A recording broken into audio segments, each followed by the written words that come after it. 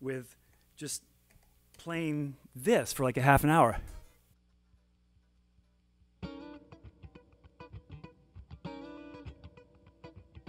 And that's why their time is so good. Because, you know, I mean, as time has gone, I've realized, you know, that I have plenty of black friends who are not very funky and plenty of white friends who really are funky. So it's definitely not that. It's what you expose yourself to. And I learned from just that little, my embarrassing moment that if I really worked on my time a lot. My time got so much better when I started actually transcribing. I knew something because I always wanted to be the Eric Clapton. I wanted to be Dwayne Allman.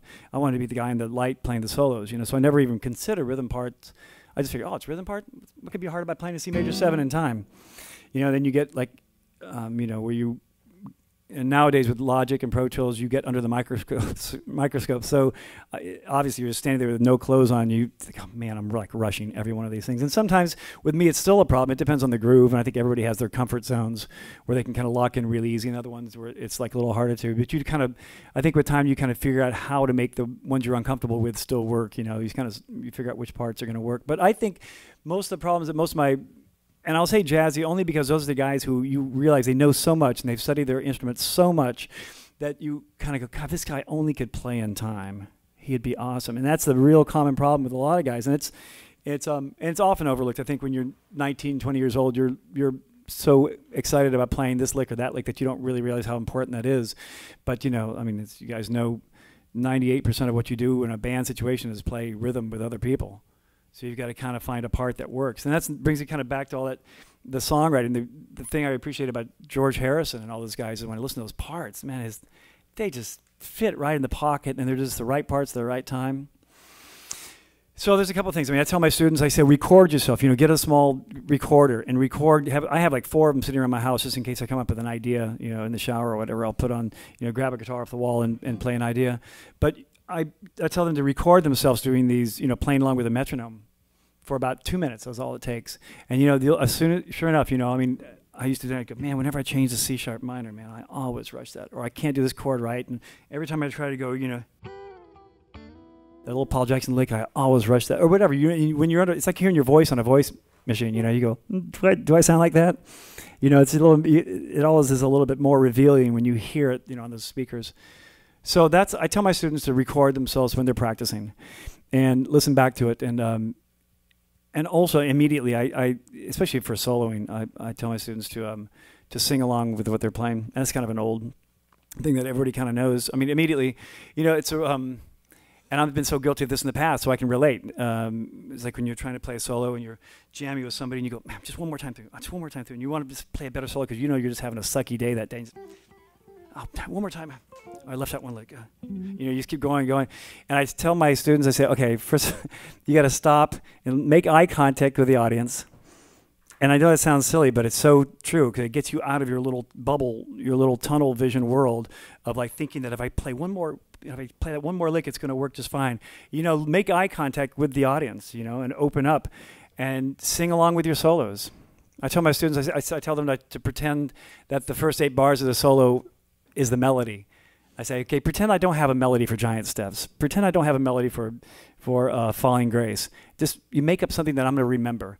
And they automatically, when they start singing along and kind of get that in their head, man, their playing just exponentially gets better when they sing along with their playing. And of course, nobody really wants to hear.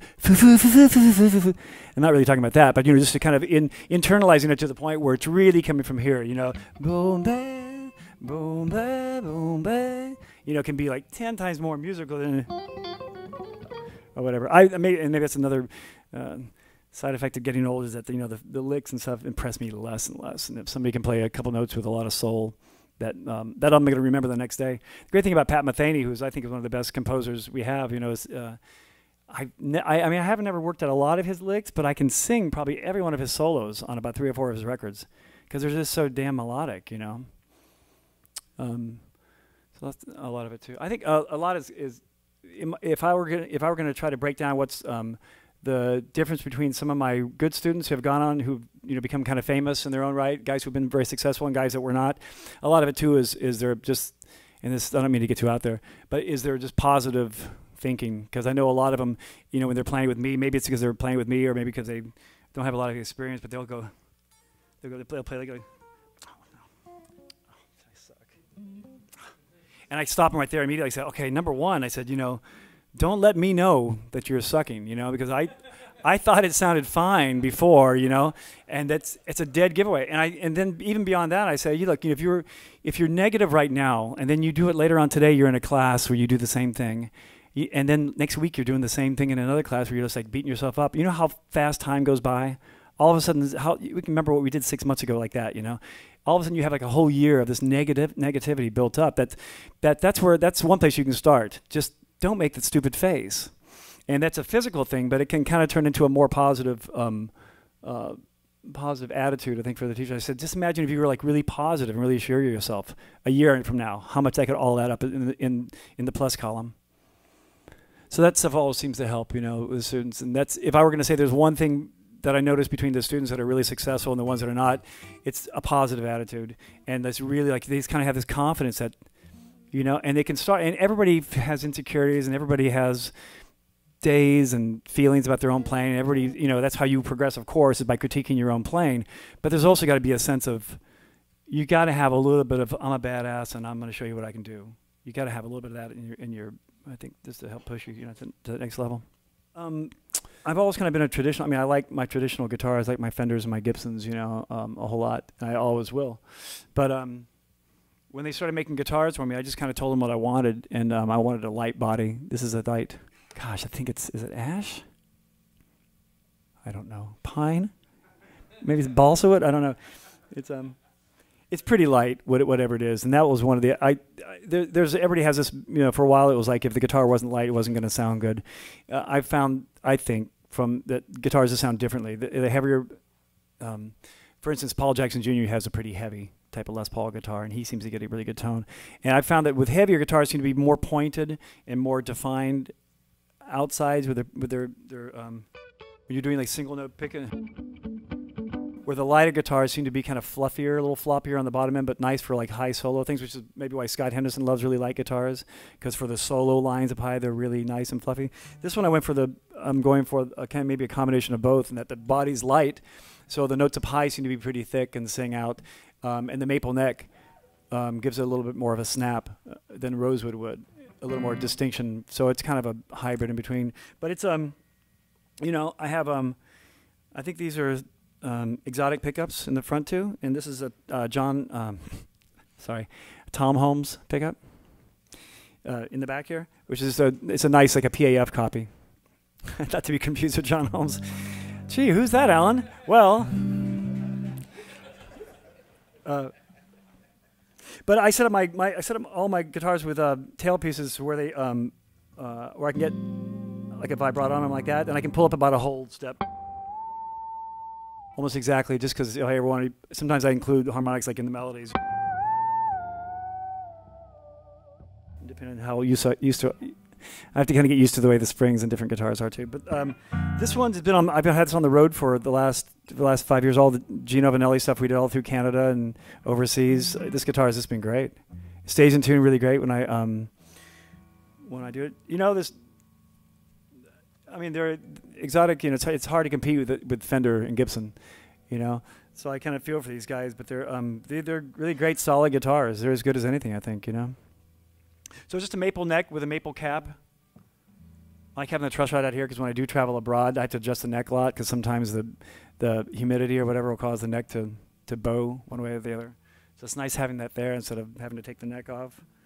Other than that, I think it's aesthetically kind of cool. The contours are a little different without being too radical. It's not like a Dean guitar or anything kind of weird. The big head size. It's still within the realm of traditionalism that I can still kind of go for a little. And it's got a great,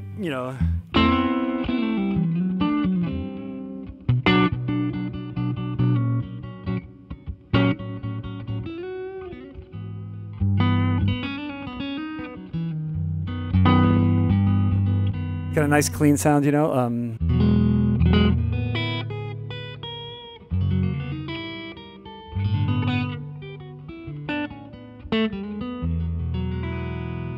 I can still, because there's some guitars that are nice, that are lightweight, that have maple necks on them, especially that can be like this ear-piercingly bright, and this isn't. I think it's because of the lightness of the body kind of helps mellow it out, I think. Spurzels. Tom Holmes, not John Holmes. Besides that, it's pretty simple guitar. I think Pat Wilkins does their finishes for him up in the valley. I don't know what else I can tell you about. But all this stuff is pretty good. Here does a great job at Xotic. I think they have yeah, there's other guitars here. I guess if anybody wants to play them or try them out or whatever, feel free. Take one home with you. Yeah. Is that not part of the deal? So yeah, I'm working on my 4th CD.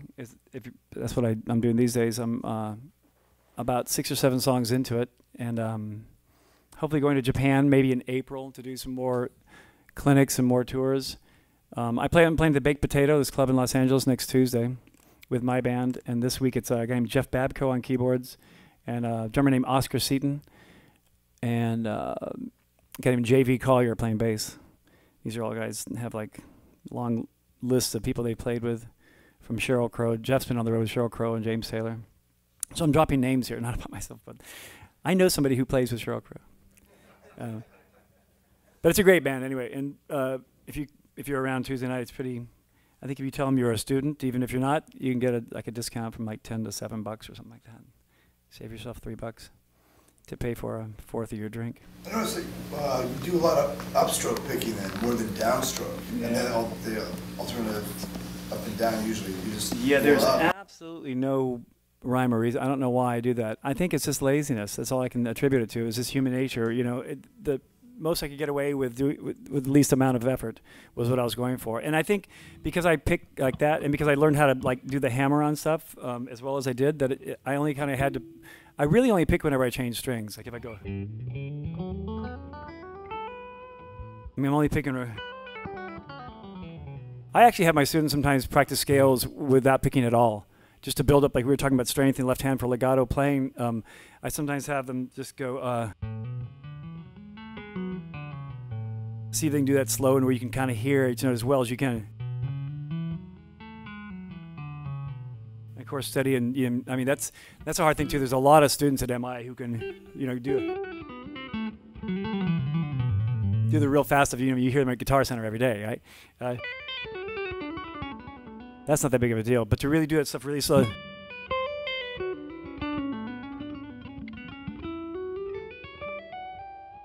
Can be really pretty, but you kind of have to make all those notes really. It's almost like the volume of the hammered notes are more than the pick notes. They really are. I think that when I'm warmed up and I'm playing good, you can't really tell when I'm picking and when I'm not picking. I think that's kind of the beauty of legato playing is they can get these long lines you don't really hear. You hear.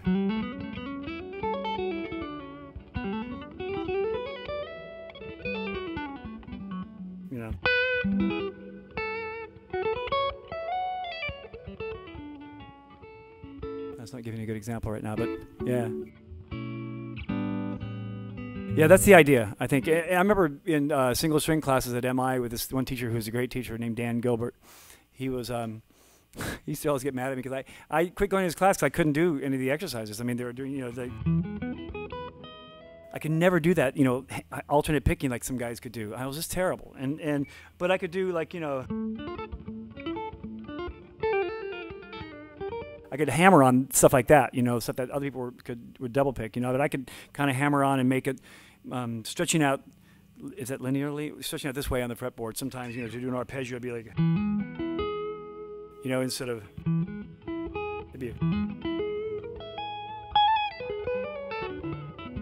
And so a lot of my exercises kind of morphed into. I mean, it's really just because I couldn't do this stuff the right way, and I just kind of started hammering on and stretching things out, and then I realized, oh, that's kind of cool because between the G and the B string, I can kind of get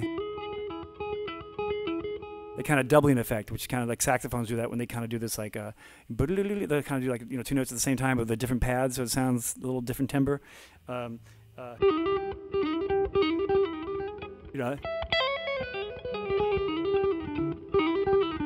Things like that were kind of cool. When I started stretching, I said, "Oh, that's kind of cool." And I found like little techniques I could use in my playing, like a little slide and stretch technique, which is for lack. I couldn't think of anything more original to call it. But